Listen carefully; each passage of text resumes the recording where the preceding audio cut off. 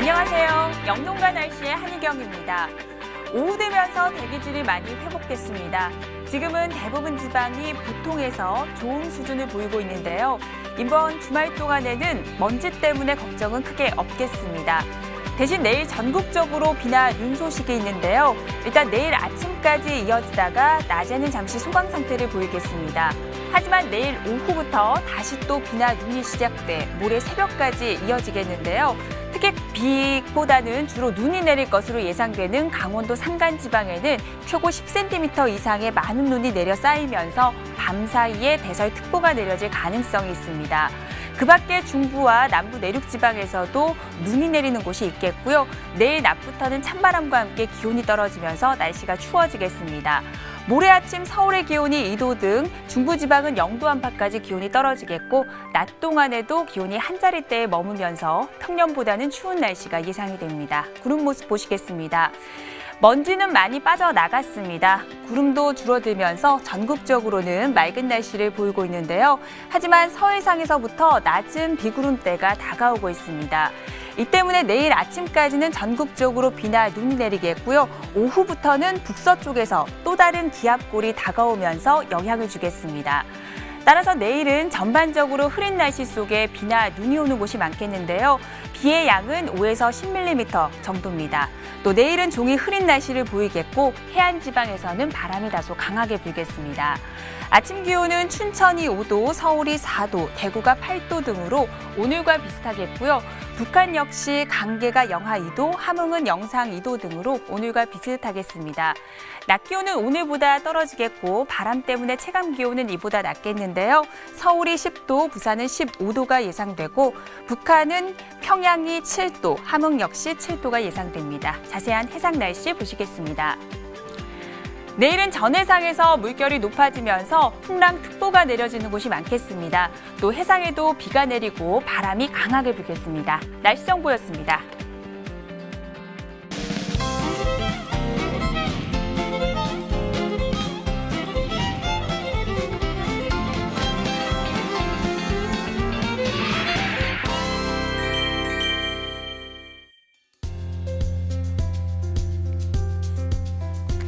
날씨를 알면 농사가 보인다. 영농가 날씨 오늘은 MBS 한국농업방송의 조용철 전문위원과 함께 이야기 나눠보도록 하겠습니다. 안녕하세요. 안녕하십니까. MBS 한국농업방송 조용철 위원입니다. 네, 오늘 한낮에는 가벼운 옷차림이 어색하지 않을 만큼 따뜻한 날씨를 보였습니다. 먼저 이 시간 기상특보 상황을 정리해 보도록 하겠습니다. 메마른 날씨가 이어지면서 지금 제주도 산간지방에는 건조 경보가 발효 중이고요. 전라남도 동부와 영남을 중심으로는 건조주의보가 내려진 상태입니다. 밤 사이에는 전국적으로 비가 시작되겠는데요. 기온이 낮은 강원도 산간지방으로는 많은 양의 눈이 내리면서 밤 사이에 대설특보가 내려질 가능성이 있는 상태입니다. 봄 기운이 완연해지면서 농가에서도 이제는 본격적으로 농사 준비가 한창입니다. 그런데요, 농민들의 일손을 덜어줄 아주 스마트한 소식이 있다고 하던데 어떤 내용인가요? 네, 그렇습니다. 그동안 시설원예와 축산을 중심으로 죄송합니다. 괜찮습니다. 스마트팜 기술은 주로 시설원예와 축산을 중심으로 추진되어 왔는데요. 이 기술이 노지농업까지 점차 확대된다는 소식입니다. 지속적인 농가인구 감소와 그리고 고령화로 재배관리에 어려움을 겪고 있었는데요. 농림축산식품부는 노지작물의 정보통신 기술을 활용해서 노지 스마트팜 영농 모델 11개를 선정하고요. 관비와 관수 그리고 센서를 중심으로 현장 밀착형 기술 지원을 함으로써 노지작물 재배에도 최첨단 기술을 접목할 예정입니다. 네, 농사를 흔히 자식을 키우는 것에 비유하고 하는데요. 그만큼 정성이 담기고 힘이 들 수밖에 없습니다. 그런데 이런 최첨단의 기술이 농가에 아주 도움이 됐으면 하는 바람을 가져봅니다. 또한 농사를 할 때 날씨를 꼼꼼하게 안다면 큰 도움이 될 것 같은데요. 이번 주말 날씨를 살펴보도록 하겠습니다. 먼저 서울, 경기와 강원도를 포함한 중북부 지방입니다. 토요일에는 비나 눈 소식이 있는데요. 비로서는 많은 양이 아니지만 강원도 산간지방에는 최고 10cm의 큰 눈이 예상됩니다. 일요일에는 구름만 다소 많이 낄 것으로 전망됩니다. 이어서 충청 남북도입니다. 역시 토요일에는 비 소식이 있는데요. 낮부터 찬바람과 함께 기온이 떨어지면서 일요일에는 대체로 맑고 추운 날씨가 예상이 됩니다. 경상도와 전라도, 제주도를 포함한 남부지방입니다. 토요일은 흐리고 비가 내리다가 밤부터는 차차 개겠고요. 일요일에는 구름만 조금 지나는 대체로 맑은 날씨가 전망됩니다. 이어서 전국의 대기질도 함께 살펴보겠습니다. 토요일과 일요일 모두 대기 확산이 원활하면서 보통 수준이 예상이 되는데요. 다만 내일 밤부터 모레 오전 사이에 일부 중부지방에서는 먼지 농도가 높아지는 곳도 있겠습니다. 네, 저희가 벌써 3주째 주말마다 비 소식을 전해드리고 있습니다. 이렇게 주말에 유독 비가 많이 내리는 것은 온전히 제 기분 탓인가요? 꼭 그렇지도 않습니다. 주말만 되면 비가 내릴 것 같은 기분, 다소 심리적인 원인도 있지만요.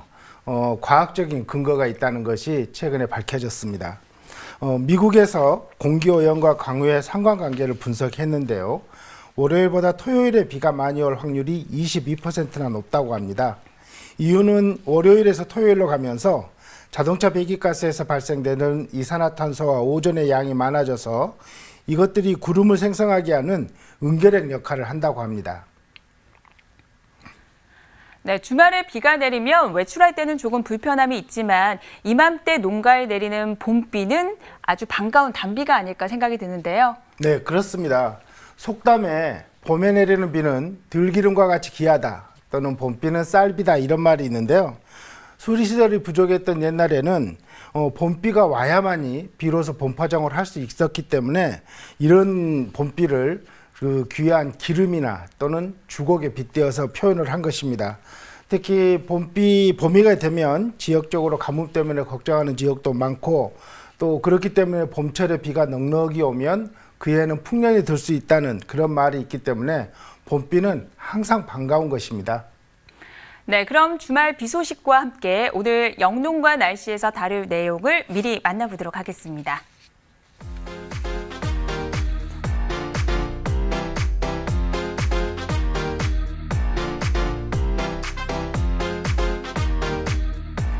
네, 품질 좋은 고추를 생산하기 위해서는 지금 이 시기에 해야 하는 육묘 관리가 아주 중요하다고 하던데요.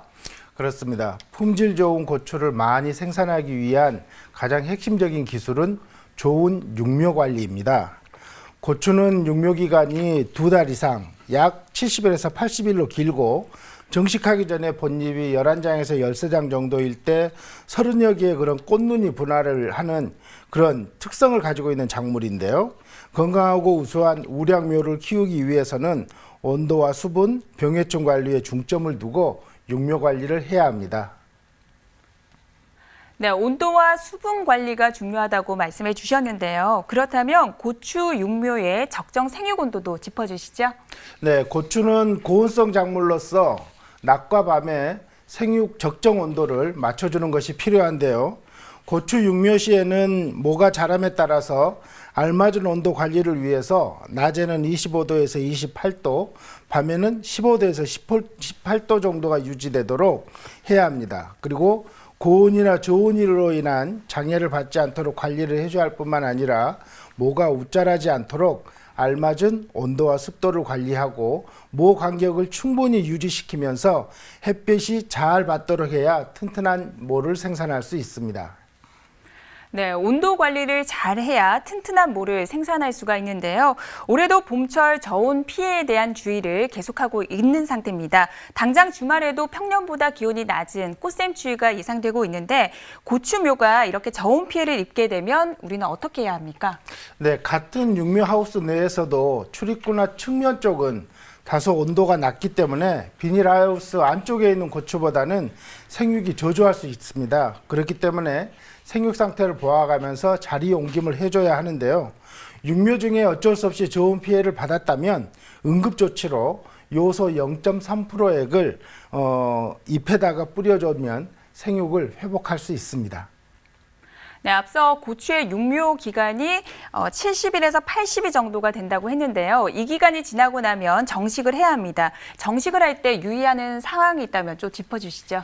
네, 고추묘는 옮겨 심은 후에도 고추가 잘 자랄 수 있도록 정식 전부터 관리를 해줘야 하는데요. 정식 일주일 전부터 노지 포장에 환경 적응을 할 수 있도록 육묘상의 온도를 서서히 낮춰주고 그리고 햇볕을 많이 받도록 해야 합니다. 또 정식 방법 중에 육묘상에서 심었던 깊이만큼 옮겨 심을 때도 그 깊이로 옮겨 심는 것이 좋고요. 특히 역병 예방을 위해서 고추에 전목묘를 심을 때는 전목 부위가 땅에 묻혀버리면 전목의 효과가 없어지기 때문에 전목 부위가 흙에 묻히지 않도록 주의해 주어야 합니다. 네, 육묘와 정식을 할 때는 역병에 대한 주의를 해야 한다고 말씀해 주셨는데요. 그렇다면 여기에 대비할 수 있는 방법을 좀 짚어주시죠.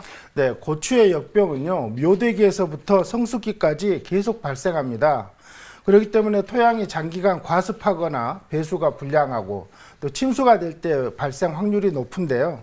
역병 발생 우려가 높은 농가에서는 정식 하루 전날에 포트제로 방제 약재에 담가서 약효가 이렇게 상토 안에 충분히 흡습되도록 하게 되면 그 정식을 할 때 효과가 좋습니다. 네, 그럼 여기서 고추 산지 중에 한 곳이죠. 경상북도 안동시 와룡면, 북후면, 녹정면의 내일 날씨와 함께 주간 날씨까지 확인해 보도록 하겠습니다.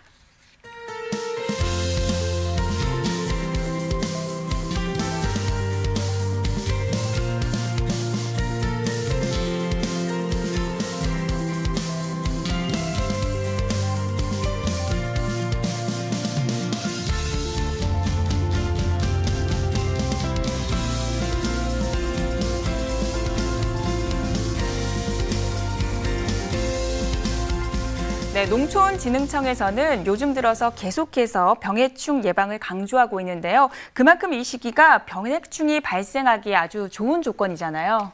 네, 지난 겨울은 전년도에 비해서 평균 기온은 0.4도 그리고 최저 기온은 1도 정도가 높게 그렇게 경과가 됐고요. 영하 10도를 밑도는 추운 날도 예년에 비하면 많이 줄었습니다. 이런 조건은 병해충이 겨울을 날 수 있는 그런 좋은 조건이 될 뿐만 아니라 봄에 점차 따뜻해짐으로써 병해충의 활동과 번식이 왕성해지기 때문에 주의를 기울이셔야 합니다. 네, 말씀하신 대로 기온이 오르면서 병해충의 활동이 아주 활발해지고 있어서 걱정인데요. 경상북도 지방에서는 고추 칼라병이 확산되고 있다면서요. 네, 상당히 심각한 병입니다. 네. 한 번 걸리면 수확을 포기할 정도로 치명적인 고추 칼라병이 경북 지역을 중심으로 확산되고 있는데요. 최근에 이렇게 날씨가 따뜻해짐에 따라서 확산대도 빨라지고 있다고 합니다. 영양고추연구소에서 분석한 칼라병, 또 다르게 보면 토마토 반점 위조 바이러스인데요. 이 병은 고추 정식 후에 잎에 둥근 견무늬를 발생하거나 새순을 괴사시키고 과실은 얼룩덜룩한 반점을 만들어서 상품성을 잃게 만들며 병이 심하게 진전될 경우에는 식물체 전체가 말라 죽게 됩니다. 이 병은 주로 꽃노랑 총체벌레가 옮기는데 육묘기 때부터 매개충인 꽃노랑 총체벌레를 철저히 방지해야 하고 육묘장이나 포장 주변에 잡초를 제거해야 피해를 줄일 수 있습니다. 네, 농가에서는 걱정이 아주 많을 것 같은데요. 이 칼라병과 함께 또 주의해야 되는 병해충이 있다면 짚어주시죠. 네, 방금 말씀드린 칼라병과 함께 고추에 가장 큰 피해를 주는 병은 탄저병입니다. 이 병도 주의하셔야 하는데요.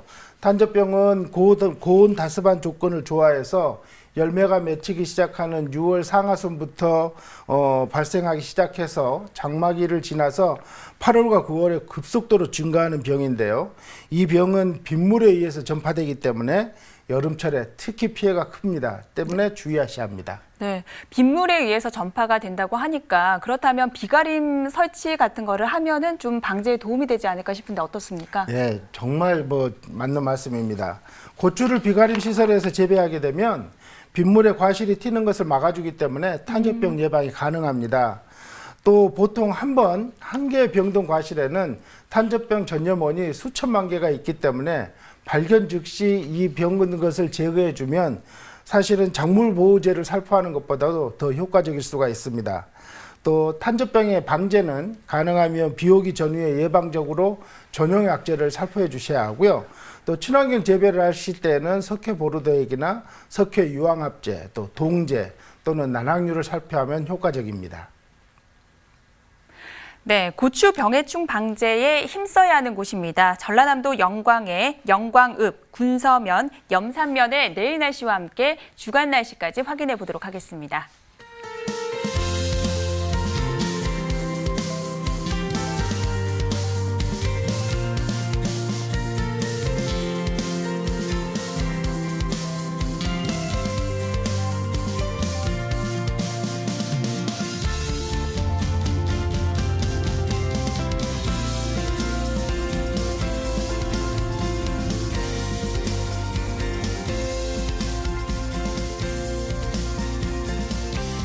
네, 현재 시간 8시 49분 지나고 있습니다.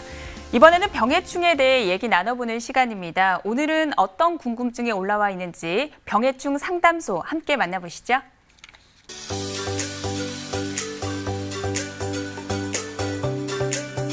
경상남도 진주시 문산읍의 고추 재배 농가에서 의뢰한 상담 내용입니다. 사진에서 보시는 것처럼 고추의 꼭지가 노랗게 변했는데요. 어떤 병인지 증상인지 의뢰를 했습니다.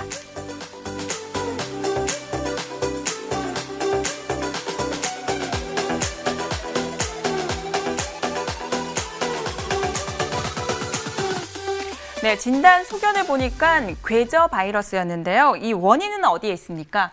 네, 오늘 사례 궤저 바이러스의 주 원인으로 영양생리장애로 진단이 되었는데요. 위의 경우에는 칼슘 부족 현상과 아주 유사하고 그렇게 보여지는데요. 칼슘이 부족할 경우에 고추의 생장점의 어린 잎이 황화해서 말라 죽고 뿌리 생장이 연약해져서 한발이나 스패를 받기 쉽고 심할 경우에는 뿌리가 부패하여 말라 죽게 됩니다. 또한 과실에는 배꼽 썩음 현상이라고 하는 꼭지 부분이 황갈색으로 함몰하는 현상이 일어나서 상품 가치가 떨어지게 됩니다. 네, 그렇다면 이 부족한 칼슘을 채워 넣는 것이 중요할 것 같은데 어떤 방법이 필요할까요? 네, 먼저 응급대책으로는 염화칼슘이나 인산 제1칼슘 0.3% 용액을 수차례 살포해주면 좋고요.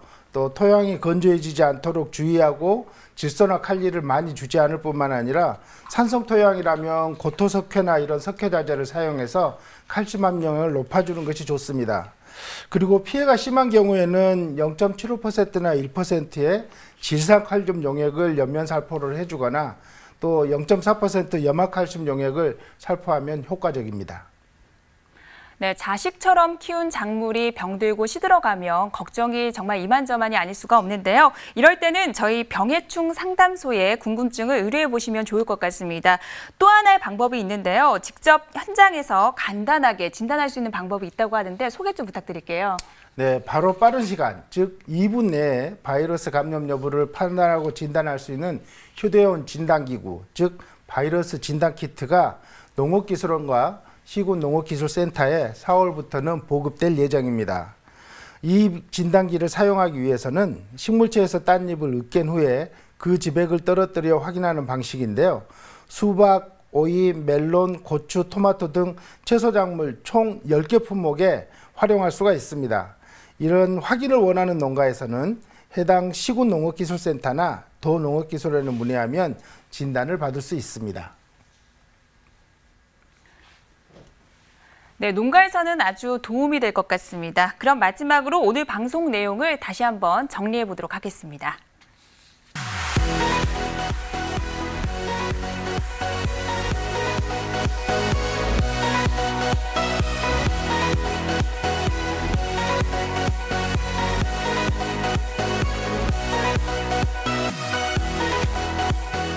네, 오늘도 도움 말씀 주신 조영철 위원님 감사드립니다. 수고하셨습니다. 오늘 준비한 내용은 여기까지입니다. 저희는 다음 주 월요일에 다시 찾아뵙겠습니다. 고맙습니다.